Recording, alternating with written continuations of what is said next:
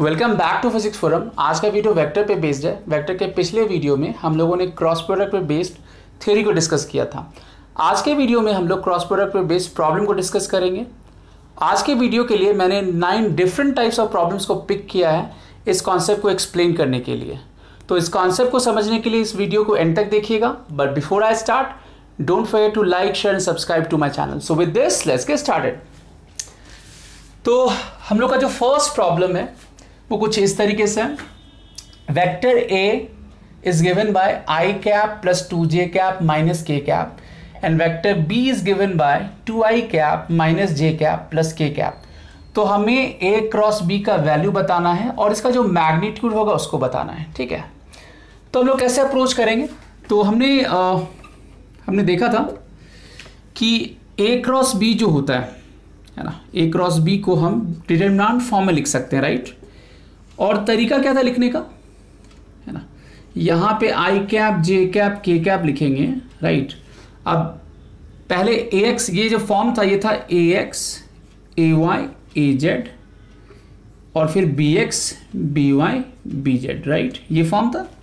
So this will be equal to i cap j cap k cap और यहाँ पर अब वैल्यू रख देंगे। यहाँ पर आई का जो कॉफिशिएंट है 1 है, जे का कॉफिशिएंट 2 है, के का -1 है, राइट। और यहाँ पर आई कैप का कॉफिशिएंट वेक्टर बी के लिए ये 2 है और ये -1 हो गया और ये +1 हो गया। तो पहला स्टेप क्या है कि हमें इसको डिटरमिनेंट फॉर्म में लिख देना है। अब आगे का अप्रोच कैसे होगा? तो आगे का क्या होगा, आगे का तरीका क्या है, ए क्रॉस बी जो होगा, है ना, ए क्रॉस बी। अब मैंने क्या बताया था कि जैसे आई कैप के लिए अगर हम लिखते हैं, राइट, तो हमें इस कॉलम इस रो को छोड़ देना है और इसके बीच में क्रॉस मल्टीप्लिकेशन होगा। नहीं, कैसे होगा? Left to right minus right to left. So 2 to 1, 2 into 1, है ना, माइनस, है ना, इसको अगर हम ऐसे लिखें 2 into 1 माइनस और यहाँ पे -1 into -1, सो -1 into -1। तो ये आई कैप का कॉफिशिएंट आ गया। अब जे कैप के लिए मैंने क्या बताया था कि इसके लिए हम नेगेटिव साइन यूज करते हैं बीच वाले के लिए। सो -j कैप, है ना। अब इस रो और इस कॉलम को छोड़ देना जिसमें जे कैप लाई कर रहा है। तो क्या बचा मेरे पास? यहाँ पे बचा, है ना, इस जगह मेरा 1 था, राइट। तो यहाँ पे क्या होगा, इस कॉलम इस रो को छोड़ देना, तो 1 into +1, सो 1 into +1, राइट।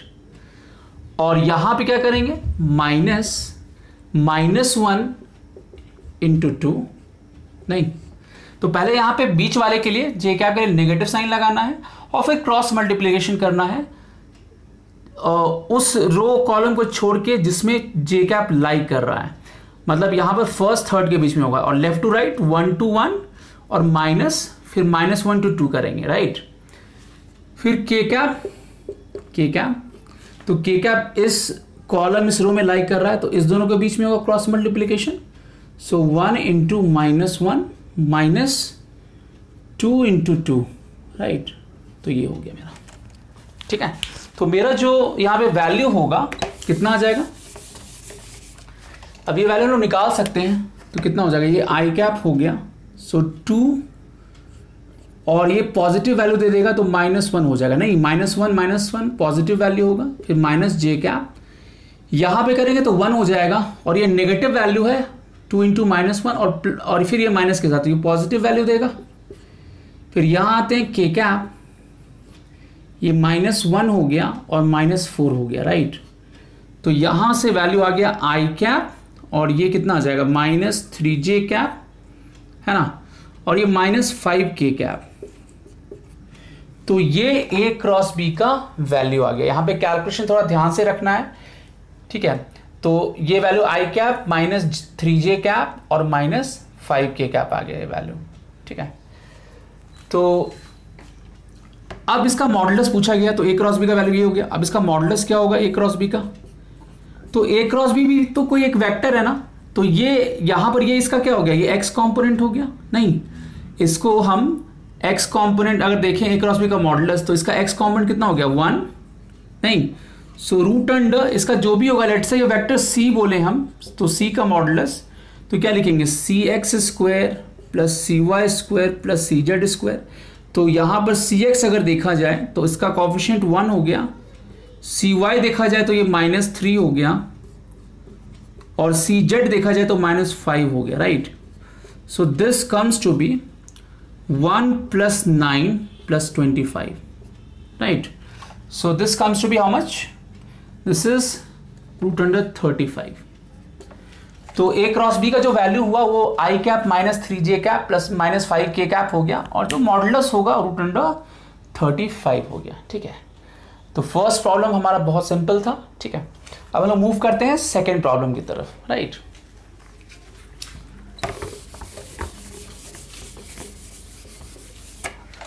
तो क्वेश्चन नंबर 2 कुछ इस तरीके से है।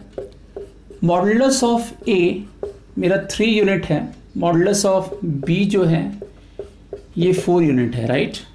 4 यूनिट है, कुछ भी हो सकता है, मतलब फोर्स हो सकता है, फोर्स होगा तो यहाँ पे न्यूटन यूज़ करेंगे, या कुछ दूसरा भी क्वांटिटी हो सकता है। तो यहाँ पर क्या दिया हुआ है, गिवन क्या है, गिवन कि a क्रॉस b का जो मॉडुलस है और a डॉट b का जो मॉडुलस है दोनों सेम है, then find modulus of a plus b। ये क्या होगा, तो कैसे अप्रोच करेंगे, राइट। इसको कैसे अप्रोच करेंगे, तो अगर हमें modulus of a plus b निकालना है तो √a² plus b² plus 2ab cos theta होता है, मतलब हमें कुल मिला के एंगल चाहिए। तो एंगल हमें ये जो गिवन इंफॉर्मेशन है इससे डिराइव हो जाएगा। ये कैसे, a क्रॉस b को अगर हम डिफाइन करें, a क्रॉस b को डिफाइन करें, नहीं तो ये a क्रॉस b का मॉडुलस और a डॉट b दोनों सेम है, तो this is ab sine theta and this is ab cos theta, right. तो यहां से ab साइन थीटा हो गया, तो यहां पर हम लोग क्या बोलेंगे कि tan थीटा जो मेरा हो गया कितना हो गया 1, नहीं।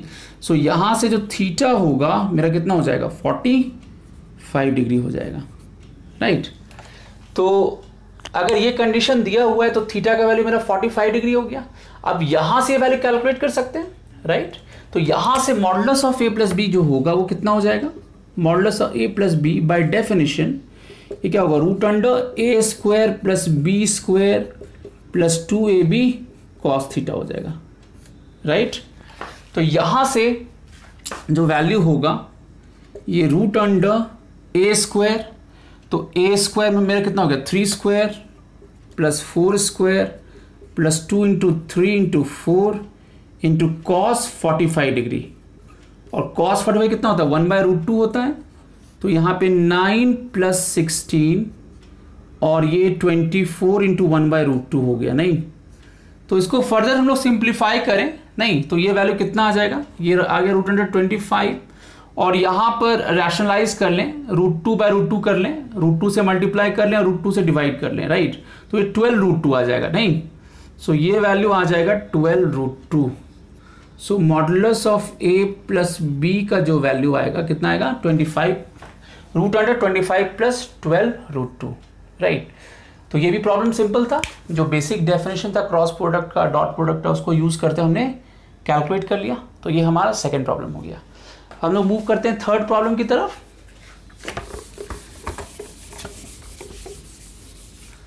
थर्ड प्रॉब्लम कुछ इस तरीके से है,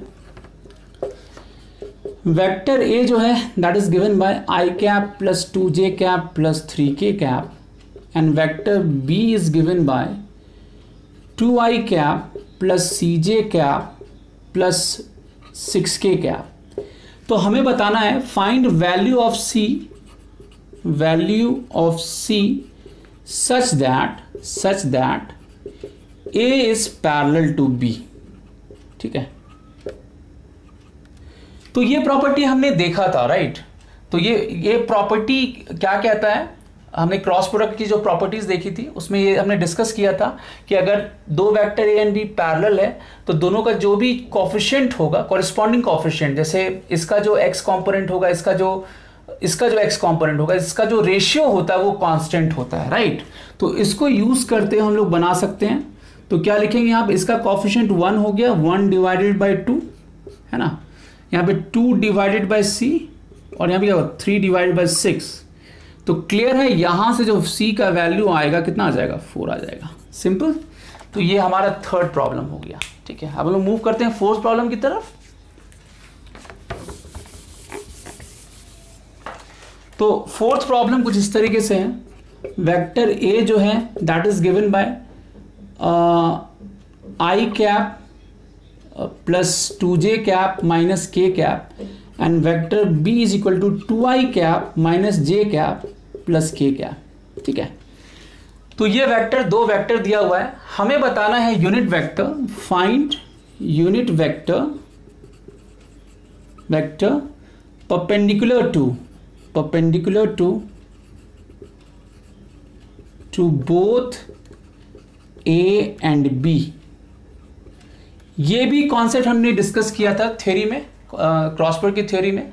तो ऑब्वियसली यहां पर दो वेक्टर हो सकता है, नहीं, ए और बी का जो भी प्लेन बनेगा, ए और बी का जो भी प्लेन बनेगा, है ना, जैसे ये वेक्टर ए और बी है जिसमें वेक्टर ए और ये बी का प्लेन है लेट्स से, तो यहाँ पे दो वेक्टर हो सकता है, एक वेक्टर इधर हो सकता है और एक वेक्टर इधर हो सकता है जो इसके परपेंडिकुलर होगा। तो ये मैंने बताया था कि जो यूनिट वेक्टर होता है, जो सी कैप होता है, वो क्या होता है A cross B by modulus of A cross B लेंगे, राइट। और यहाँ पे प्लस माइनस साइन दोनों यूज करेंगे। ठीक है, क्योंकि यहां पर ए क्रॉस बी के डायरेक्शन में भी हो सकता है और बी क्रॉस ए के डायरेक्शन में भी हो सकता है, तो दोनों ही डायरेक्शन में हो सकता है, इसलिए हमने यहां पे क्या किया, प्लस माइनस साइन दोनों लगा दिया। तो ए क्रॉस बी जो होगा इस दोनों ए और बी दोनों के प्लेन के परपेंडिकुलर होगा और उसको उसके मॉडुलस से डिवाइड कर देंगे तो एक यूनिट वेक्टर मिल जाएगा, राइट। तो अब हमें ए क्रॉस बी निकालना पड़ेगा, राइट। तो अब हम लोग यूनिट वेक्टर को डिफाइन कर सकते हैं। तो ए क्रॉस बी कैसे निकालेंगे यहाँ पे हम लोग, तो यहां पे देखते हैं। तो ए क्रॉस बी बाय डेफिनेशन कितना हो जाएगा, ये आई cap j cap k cap करेंगे, राइट। और यहां पर कॉफिशिएंट 1 हो गया, ये 2 हो गया, ये -1 हो गया, यहाँ पे 2 है, ये -1 है, ये 1 है, राइट। तो ये हम आराम से निकाल सकते हैं, आई कैप 2 इंटू 1, नहीं, माइनस -1 इंटू -1, राइट। तो ये आई कैप का कॉफिशिएंट हो गया। ठीक है, जैसे हमने निकाला था फर्स्ट प्रॉब्लम को, जैसे हमने किया था, राइट। सिमिलरली जे कैप करेंगे तो यहाँ पे माइनस जे कैप लिखना है, राइट। और इस रो इस कॉलम को छोड़ देना है। सो 1 इंटू 1 माइनस 1 इंटू 2 करेंगे और फिर के कैप के लिए लिखेंगे तो के कैप, और फिर यहाँ पे कितना हो जाएगा, ये हो जाएगा के कैप और 1 इंटू -1, 1 इंटू -1 -2 इंटू 2। ठीक है, तो इसको थोड़ा ध्यान से रखना है, कहीं भी साइन की गलती ना हो, ये हमें ध्यान रखना है, राइट। तो इसको दोबारा क्रॉस चेक भी कर लेना है कि सब कुछ सही हो रखा है। ठीक है, तो ठीक है, तो ये सब कुछ सही हो रखा है यहाँ पर, राइट। अब इसका वैल्यू कितना हो जाएगा, अब इसका देखें वैल्यू, तो कितना आ जाएगा ये वैल्यू, तो ए क्रॉस बी का जो वैल्यू आएगा यहाँ से, ये कितना आ जाएगा 2, और ये आई कैप हो गया, सो दिस इज 2, और ये पॉजिटिव वैल्यू तो -1, फिर माइनस जे कैप, यहाँ पे कितना होगा 1, और यहाँ पे +2 हो जाएगा, राइट। फिर के कैप, यहाँ पे क्या होगा -1 एंड -4, नहीं, so I cap -3j cap and -5k cap हो गया, राइट। तो ये वैल्यू हो गया। तो ए क्रॉस भी मेरा डिफाइन हो गया। अब मॉडुलस ऑफ ए क्रॉस भी निकाल लेते हैं, राइट।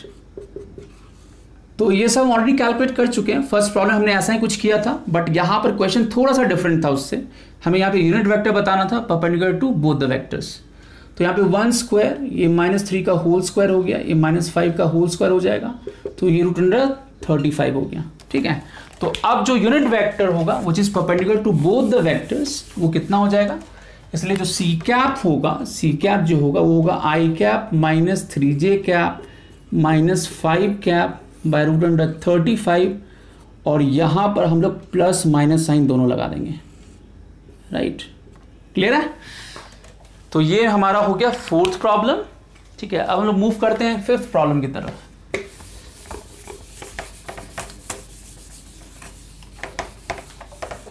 तो फिफ्थ प्रॉब्लम हमारा क्या है कि हमें प्रूफ करना है कि a क्रॉस b जो होता है वो होता है root under a square B square, है ना, root under a square B square minus a dot b का होल स्क्वायर। ये प्रूफ करना है ना। तो कैसे प्रूफ करेंगे, राइट। तो डेफिनेशन से आते हैं, हम पहले लेफ्ट हैंड साइड से लिखते हैं। So modulus of A cross B जो होगा कितना हो जाएगा, ए बी साइन थीटा, जहाँ पे थीटा क्या हो गया, angle between vector A and B, और राइट हैंड साइड से लिखें so A square B square, और ए डॉट भी कितना हो जाएगा, ए बी कॉस थीटा का होल स्क्वायर, नहीं, या लिख सकते हैं A square B square minus A square B square cos square theta, नहीं। सो ए बी बाहर कर लें, root under 1 minus cos square theta, so A B sine theta हो जाएगा, राइट। तो LHS और RHS दोनों प्रूफ हो गया, राइट। तो ये हमारा फिफ्थ प्रॉब्लम हो गया, सिंपल। अब हम लोग मूव करते हैं सिक्स प्रॉब्लम की तरफ। सिक्स प्रॉब्लम क्या है,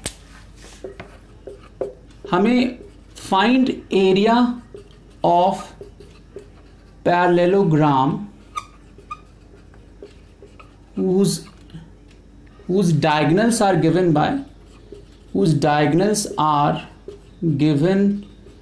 by vector d1 and d2, ठीक है।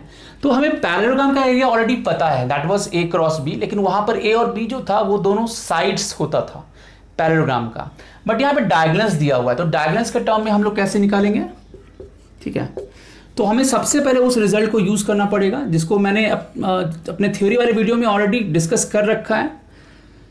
तो लेट्स से कि ये PQRS एक पैरेललोग्राम है और इसका ये साइड A है और ये साइड B है, राइट। तो हमें इसका एरिया ऑलरेडी पता है, यहाँ पर जो एरिया होता है हमने देखा था कि ये A क्रॉस B होता है, ये हम ऑलरेडी देख चुके हैं, राइट। बट यहाँ पर डायगोनल दिया हुआ, जैसे लेट्स से ये डायगोनल ले लेते हैं, लेट्स से ये डायगोनल D1 है और ये दूसरा जो डायगोनल है ना QS इसको बोलें, तो ये D2 है। तो हमें एरिया को D1 और वेक्टर D2 के टर्म में रिप्रेजेंट करना है जो उसके डायगोनल्स को रिप्रेजेंट कर रहा है। तो कैसे अप्रोच करेंगे, ये रिजल्ट हमें पता है ऑलरेडी, तो इस रिजल्ट को यूज करते हुए हमें बनाना है, राइट। अब ठीक से देखा जाए, सो इन ट्रायंगल PQR हम क्या लिख सकते हैं, इन ट्रायंगल PQR ये वेक्टर A है और ये दोनों पैरेलल हो, क्योंकि पैरेललोग्राम है तो ये साइड पैरेलल होगा, तो ये वेक्टर भी B हम वो बोलेंगे, राइट। तो D1 जो होगा, D1 can be written as vector A plus B, नहीं हो जाएगा ना ट्रायंगल लॉ को यूज करते हुए। PR जो होगा PQ प्लस QR, तो vector A plus vector B, तो ये हो गया। अब इन ट्रायंगल PQS में देखें हम, राइट। तो PQS में क्या बोलेंगे कि PS जो होगा वो कितना हो जाएगा, PQ प्लस QS, ऐसे लिख सकते हैं ना, PQ प्लस QS, नहीं। तो यहां पर PS जो होगा ये वेक्टर B हो गया, PQ वेक्टर A हो गया और QS जो है ये वेक्टर D2 हो गया। तो यहां पर D2 मेरा कितना आ गया, B माइनस A, नहीं। तो D1 जो है, अब मेरे पास सिचुएशन क्या है, कि वेक्टर D1 जो है वो हो गया A प्लस B और वेक्टर D2 जो हो गया वो कितना हो गया, B माइनस A, राइट। अगर हम दोनों को ऐड करें तो D1 प्लस D2 ये कितना हो जाएगा, ये कैंसिल आउट हो गया A और A माइनस A, तो ये ट्वाइस B हो जाएगा, नहीं। तो यहां से हम लोग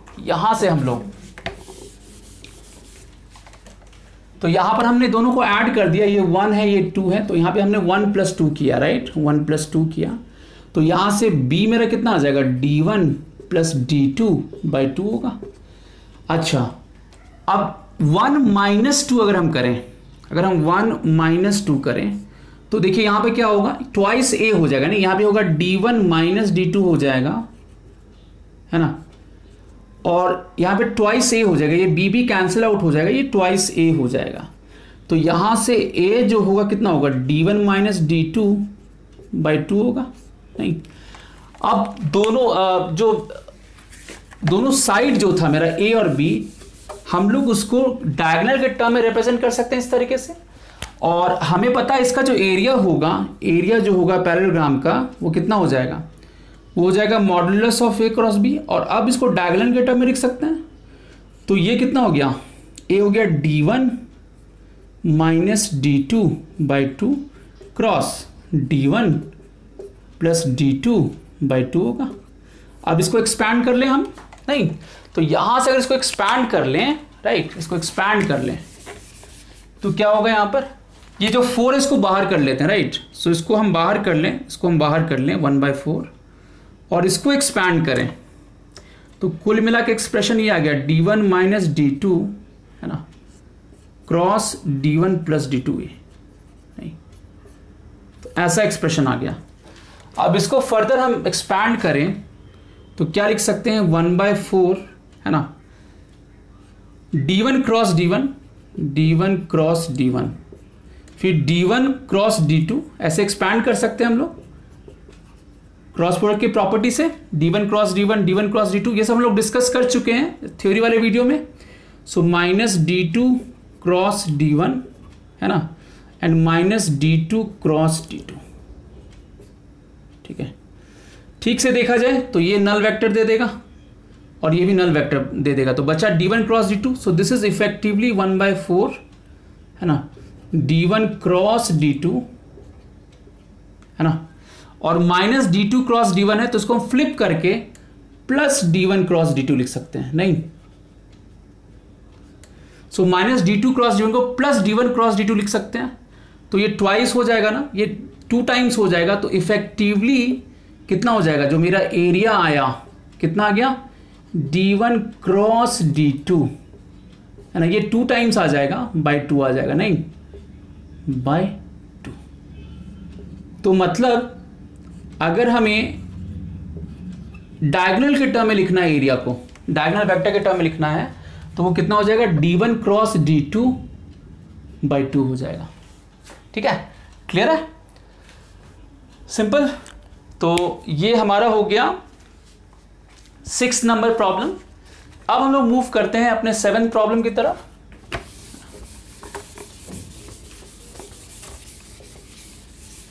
तो क्वेश्चन नंबर 7 की तरफ हम लोग मूव करते हैं। तो 7 में हमें क्या प्रूफ करना है, इन एनी ट्रायंगल हमें ये प्रूफ करना है, इसको हम लोग साइन रूल भी कहते हैं।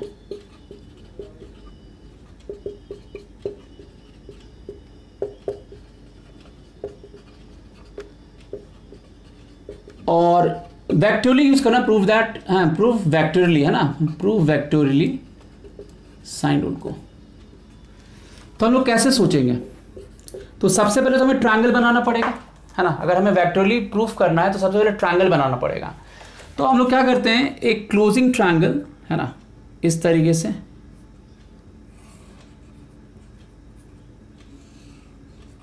एक क्लोजिंग ट्रायंगल बनाते हैं ऐसा, है ना। ये ए हो गया वर्टेक्स, ये बी हो गया, ये सी हो गया, राइट। तो ये सब एक ही सेंस में है, ठीक है। तो ये फर्स्ट वेक्टर अगर बोलें, इसकी सेकंड, ये थर्ड वेक्टर बोलें, सब एक ही सेंस में है। और लास्ट वेक्टर का हेड फर्स्ट वेक्टर के टेल से कोइंसाइड कर रहा है, तो हम लोग लिख सकते हैं कि a प्लस बी प्लस सी जो होगा एक नल वेक्टर होगा, राइट। अब हम लोग क्या करते हैं कि इधर क्रॉस प्रोडक्ट ले लेते हैं दोनों साइड b के साथ, नहीं तो a प्लस बी प्लस सी, है ना, क्रॉस b ले लेते हैं दोनों तरफ। ये नल वेक्टर तो उसको फर्क पड़ेगा नहीं, ये नल ही रह जाएगा। तो a cross b plus b cross b plus c cross b, और ये नल वेक्टर हो गया, राइट। अब ये भी नल वेक्टर होगा, दोनों पैरेलल वेक्टर नल वेक्टर होगा। तो यहाँ से a cross b plus c cross b, ये नल वेक्टर हो गया। इसको राइट साइड ले जाएं तो a क्रॉस b, है ना, माइनस c क्रॉस b, नहीं, या इसको फ्लिप कर दें तो इसको लिख सकते हैं b क्रॉस c, नहीं। तो यहां से जो हमारे पास रिजल्ट आया वो क्या आया, तो हमारे पास जो रिजल्ट आया वो आया a cross b is equal to b cross c, नहीं। अब दोनों तरफ मॉडुलस ले लें, तो ये कौन सा एंगल होगा, ये होगा ए बी साइन। अब इस दोनों वेक्टर के बीच का एंगल, अगर मान लीजिए कि एंगल सी है तो इस दोनों वेक्टर के बीच का जो एंगल होगा ये होगा ना, ये वाला एंगल होगा। तो ये कितना होगा, पाई माइनस एंगल सी, है ना, या 180 माइनस एंगल सी ऐसे लिख सकते हैं, राइट। तो यहां पर a B sine pi minus angle c हो गया, और यहां पे लिखेंगे तो बी सी साइन, अब यहां पे देखेंगे वेक्टर बी और सी के बीच का, तो ये एक्चुअली एंगल होगा। तो ये एंगल है एंगल ए, तो ये कितना होगा, पाई माइनस एंगल ए, तो ये रख दें यहाँ पे। So pi minus angle A, right. So this is A B sine C, है ना, and this is B C sine A. तो यहां से हमारे पास जो वैल्यू आएगा, है ना, तो यहाँ पे ये बी बी कैंसिल आउट हो गया, ये कैंसिल आउट हो गया, तो A sine C is equal to कितना हो जाएगा, सी साइन ए। तो यहां से a बाय साइन ए कितना आएगा, c बाय साइन सी, ठीक है। तो ये एक पार्ट आया है जो हमें प्रूफ करना है। अब अगेन हमें कंप्लीट अगर प्रूफ करना है तो एक बार फिर से क्रॉस प्रोडक्ट लेना पड़ेगा, बट इस बार हम लोग c के साथ क्रॉस प्रोडक्ट लेंगे।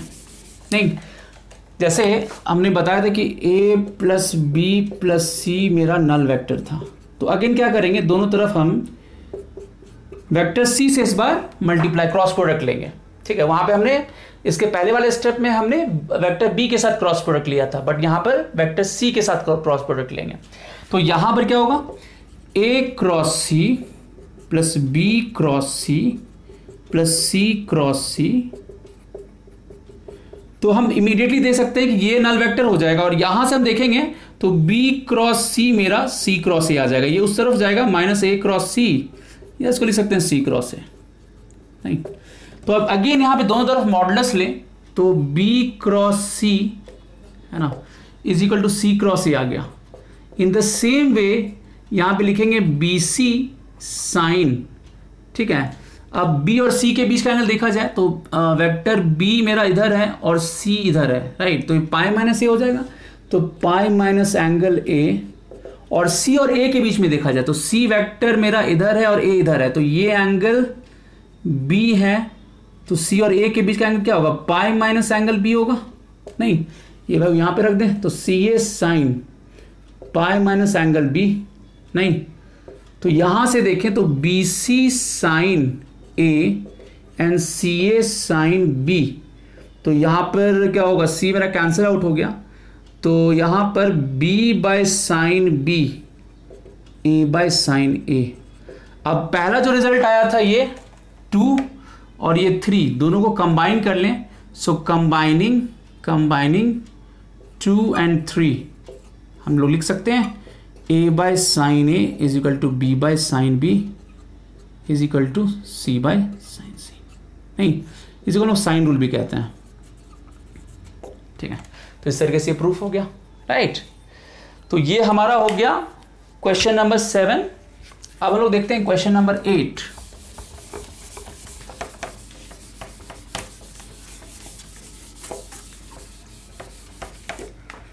तो क्वेश्चन नंबर 8 क्या है,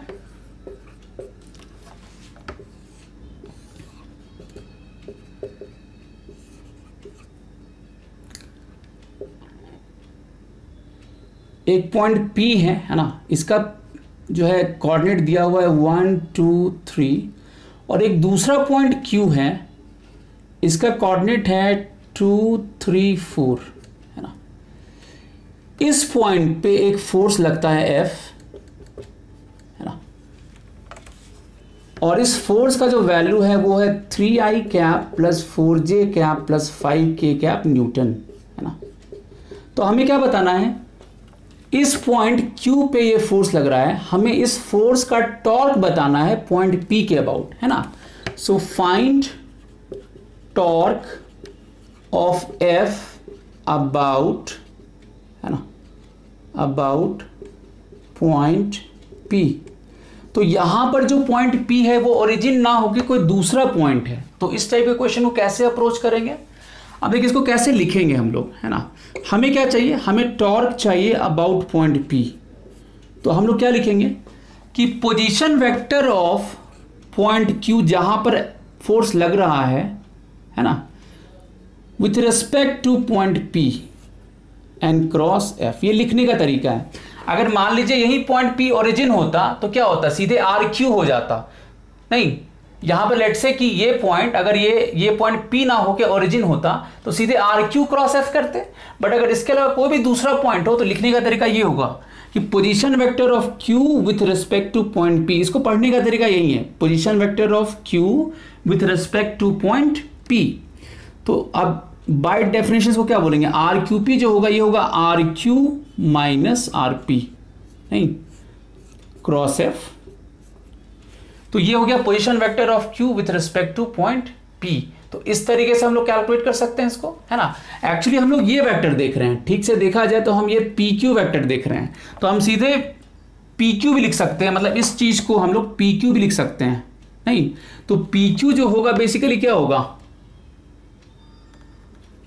नहीं तो यहां पर हम क्या बोलेंगे कि OP है ना प्लस PQ जो होगा वो OQ हो जाएगा। तो PQ मेरा कितना हो जाएगा, OQ माइनस OP, और इसको क्या लिख देंगे, position vector of Q minus position vector of P। तो ये है एक्चुअल जो लॉजिक ये है ना। तो हम एक्चुअली PQ लिख रहे हैं वेक्टर, तो PQ वेक्टर को हम लोग ऐसे लिख सकते हैं, right, position vector of Q with respect two point P। तो अब RQ जो है, अब इसको वेक्टर फॉर्म में लिखा जाए तो ये क्या होगा, 2i cap plus 3j cap है ना माइनस प्लस 4k कैप। ये Q का पोजीशन वेक्टर हो गया, माइनस P का देखें तो i cap plus 2j cap plus 3k cap, नहीं तो ये डिफाइन हो गया। और फोर्स मेरा कितना था, 3i cap plus 4j cap plus 5k cap. तो यहाँ पे फोर्स मेरा न्यूटन में है, ये सारा जो है ये मीटर में है, ठीक है। तो ये जो प्रोडक्ट देगा वो एक SI यूनिट में आएगा।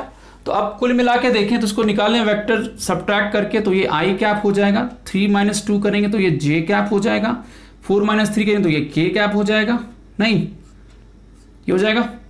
और यहां पे करेंगे 3i cap plus 4j cap cross 5k cap. तो अब ये क्रॉस प्रोडक्ट आ गया दो वेक्टर का। अब हम लोग क्या करेंगे, अब जैसे कैलकुलेट करते थे नहीं डिटरमिनेंट फॉर्म में, तो टॉर्क जो होगा P के अबाउट, तो ऐसे लिखेंगे i cap j cap k cap. तो पहले इसका जो ax ay az होगा तो 1 1 1, सो 1 1 1, और यहां लिखेंगे तो 3 4 5, नहीं ये फोर्स का हो गया, ये rx ry rz हो गया, राइट, और ये fx fy fz हो गया, ये जो इसका xyz कंपोनेंट है और फोर्स का xyz कंपोनेंट, राइट। तो यहां से जो होगा वैल्यू है ना कितना हो जाएगा, यहां से अगेन अब जो तरीका था निकालने का, सो i कैप और 1 इंटू 5 माइनस 4 इंटू 1 इंटू 4 है ना, फिर माइनस j कैप में क्या करेंगे 1 इंटू 5 माइनस 1 इंटू 3, फिर k कैप, इसमें क्या करेंगे 1 इंटू 4 माइनस 1 इंटू 3, नहीं सो यहां से i कैप हो गया, ये यहां करेंगे 5 माइनस 3 तो माइनस 2j कैप, और यहां पे 4 माइनस 3 करेंगे तो k कैप। तो इतना मेरा न्यूटन मीटर हो जाएगा, नहीं न्यूटन मीटर हो जाएगा, यूनिट की बात करें हम तो। और इसका मॉडुलस निकाल सकते हैं अगेन, जो x कंपोनेंट का स्क्वायर प्लस y का स्क्वायर प्लस z का स्क्वायर का रूट अंडर, ऐसे करके कैलकुलेट करके टॉर्क का हम मॉडुलस निकाल सकते हैं, ठीक है। तो ये हो गया हमारा क्वेश्चन नंबर 8। अब हम लोग मूव करते हैं अपने लास्ट क्वेश्चन की तरफ, दैट इज क्वेश्चन नंबर 9।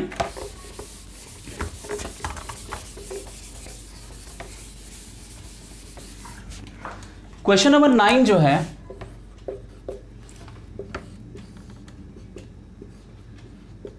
कुछ इस तरीके से है।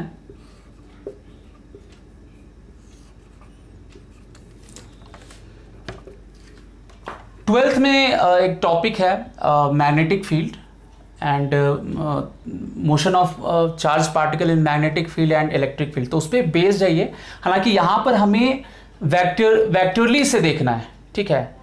ये हम लोग क्लास 12 में पढ़ेंगे इसके बारे में। तो उसको, इस फोर्स को हम लोग बोलते हैं, ये फोर्स जो लगता है किसी चार्ज पार्टिकल पे लगता है जो कि इलेक्ट्रिक फील्ड और मैग्नेटिक फील्ड में रखा हुआ हो, है ना।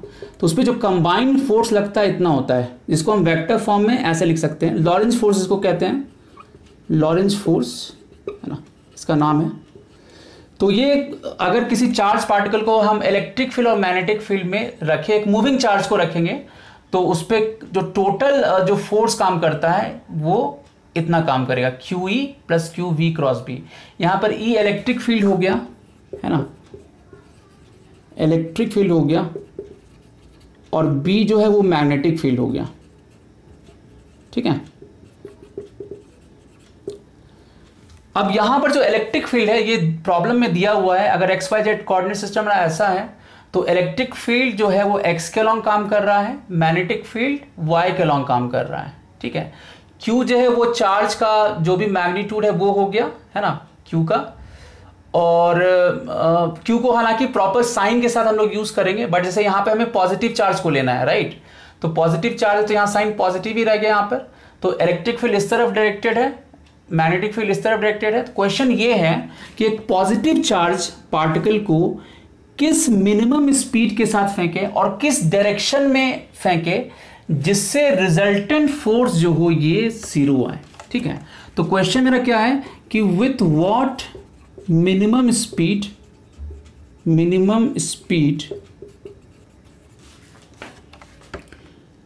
एंड इन व्हाट डायरेक्शन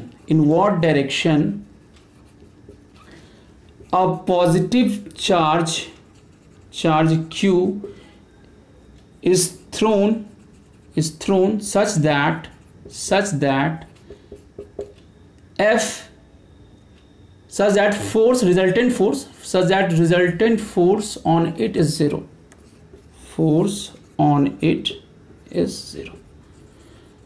तो हमें एक्चुअली इसके वेक्टर वाले पार्ट को सोचना है, रिजल्टेंट फोर्स को 0 होना, ये कंडीशन दिया हुआ है। तो वैसे केस में क्या मिनिमम स्पीड होना चाहिए चार्ज पार्टिकल का, जो पॉजिटिव चार्ज पार्टिकल है, और उसको किस डायरेक्शन में हम लोग थ्रो करेंगे, है ना, ये दोनों ही चीज़ हमें बताना है। ठीक है, तो हम लोग इसको कैसे अप्रोच करें, राइट। तो अप्रोच करने का तरीका क्या होगा, सबसे पहले हम लोग कंडीशन पे चलते हैं, राइट। तो कंडीशन क्या है कि हमें रिजल्टेंट फोर्स को 0 रखना है, तो उसको हम नल वेक्टर रख लेते हैं, राइट। ये नल वेक्टर हो गया, so Q E plus Q we cross B. या हम ऐसा भी कह सकते हैं कि E इज इक्वल टू, ये क्यू क्यू भी कैंसिल आउट हो जाएगा, माइनस वी क्रॉस बी। इसको लेफ्ट हैंड साइड ले आए, है ना, तो इस फॉर्म में आ जाएगा मेरा, नहीं, क्यू ई जो होगा ऐसा लिख सकते हैं ना, q e is equal to, और इसको इस तरफ ले आए तो minus q we cross b, तो ये कैंसिल आउट हो गया। तो E मेरा हुआ माइनस वी क्रॉस बी, या इसको फ्लिप कर दें तो बी क्रॉस बी, ऐसे भी लिख सकते हैं, राइट। तो एक बात तो क्लियर है, अगर रिजल्टेंट फोर्स को 0 होना है तो E should be equal to b cross v. नहीं, यहां पर B और V मतलब ये सारा इलेक्ट्रिक फील्ड एक वेक्टर है, मैग्नेटिक फील्ड भी एक वेक्टर है यहाँ पर, और V वेलोसिटी है, राइट। तो यहाँ पर V वेलोसिटी है, तो ये कंडीशन सेटिस्फाइड होना चाहिए। अब जरा सोचिए कि V को किधर होना पड़ेगा जिससे ये कंडीशन सेटिस्फाइड हो। अब ठीक से सोचिए आप, हम इस YZ प्लेन पे कंसंट्रेट कीजिए, YZ प्लेन पे। अगर V का डायरेक्शन लेट से कहीं इधर हो, नहीं इस डायरेक्शन में हो, और ये कुछ थीटा एंगल बना रहा हो, तो V क्रॉस भी जब करेंगे, अब एक्चुअली Z मेरा ऐसा है, YZ प्लेन ऐसा है, तो मैं कह रहा हूं कुछ ऐसा है सिचुएशन, V मेरा इस तरफ है, तो V क्रॉस B करेंगे तो V क्रॉस B क्या आएगा, इस डायरेक्शन में आएगा, तभी ना वो इलेक्ट्रिक फील्ड के ऑपोजिट आएगा यहाँ पर V क्रॉस B करेंगे तो V क्रॉस B जो होगा, अब यहाँ पे B क्रॉस V है, नहीं, तो B क्रॉस B अगर देखें तो B क्रॉस B किधर आ जाएगा, B इस तरफ है, B इस तरफ है, तो कंडीशन मेरा क्या सेटिस्फाइड होना चाहिए कि E should be parallel to B cross V। तो B इधर है और V मेरा इस प्लेन में है, तो B क्रॉस V करेंगे तो वो E का डायरेक्शन इधर आ गया, राइट। मतलब इस YZ प्लेन में वेलोसिटी किसी भी एंगल पे हो सकता है, लेकिन हमारा कंडीशन क्या है कि हमें मिनिमम स्पीड बताना है, राइट। बट होना है इस V को YZ प्लेन में ही, इसी प्लेन में होगा ये, तभी ये E के डायरेक्शन में आ पाएगा। वो भी YZ में किधर आना चाहिए, इस तरफ आना चाहिए, मतलब पॉजिटिव Y पॉजिटिव Z वाले प्लेन में आना चाहिए, इस तरफ नहीं हो सकता है, नहीं, तो इस तरफ हुआ तब B क्रॉस V करेंगे तो वो E के डायरेक्शन से पैरेलल हो जाएगा।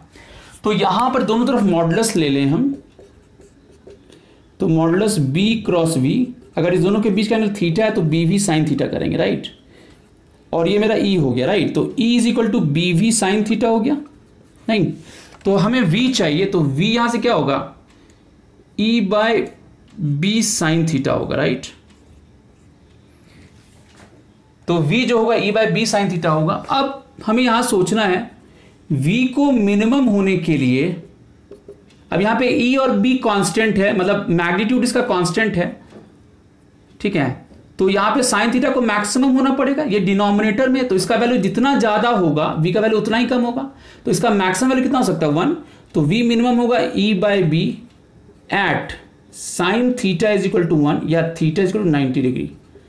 तो यहां पर थीटा v और b के बीच का एंगल है, तो थीटा 90 डिग्री का मतलब क्या हो गया कि along positive z axis. So that is along, क्या बोलेंगे, पॉजिटिव जेड एक्सिस। क्लियर है। तो मिनिमम वाले केस में जो v मिनिमम का वैल्यू होगा वो e बाय बी होगा, और वो किधर डायरेक्टेड होगा, पॉजिटिव जेड एक्सिस के अलोंग। तो ये इसका आंसर हो गया, ठीक है। तो that's all for this video. Vector के नेक्स्ट वीडियो में हम लोग ट्रिपल प्रोडक्ट ऑफ वेक्टर्स को डिस्कस करेंगे। तो मिलते हैं अगले वीडियो में। Till then take care, good bye.